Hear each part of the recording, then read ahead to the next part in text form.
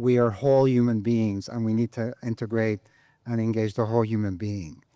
So I think as an example here in terms of applying it in public schools, we bring this question class to students in public schools in New York City, and it's a journey of engagement through life and with their humanity. It's not directing them to specific outcomes.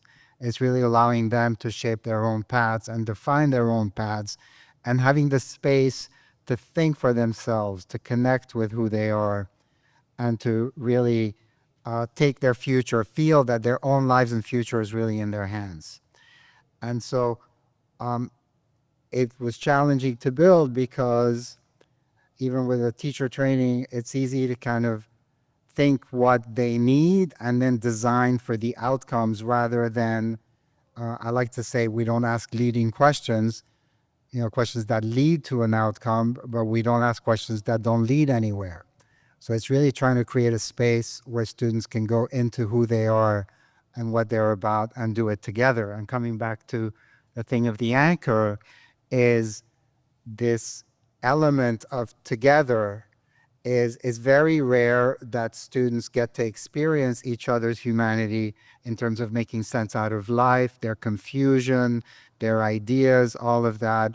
And it's an extraordinary way to bring students together, because they're seeing each other at the deepest level, kind of grappling with life and who they are together. And I just wanted to add to that about the question project and the work that we're doing, because this is where kind of practice and theory come into clarity. What we found is that what unites all of our students is the questions they're asking about about their humanity. Who am I? Why am I here? I mean, I don't know if any of you have answered that question. I certainly have not.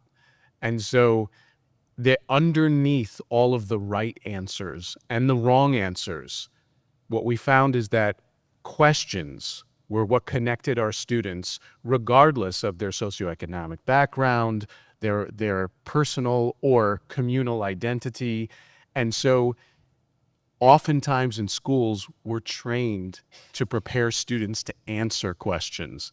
And the work that we've been doing with Gerard through the Open Future Institute and the Question Project is helping students to, one, become aware of the questions that they may not have even thought of becoming aware of, and then to look around the room and say, yeah, me too.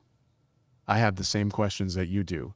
And when we reach that me too moment, you too moment, when we can look at each other regardless of who we are and what we stand for, but say, yeah, I haven't figured out the answer to that question either, then we finally make a connection that's authentic and that doesn't demand something of the student, that doesn't demand that they say something.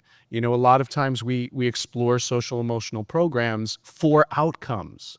We want our students to be nice to each other. We don't want our students to fight anymore. We want our students to be great citizens of the world.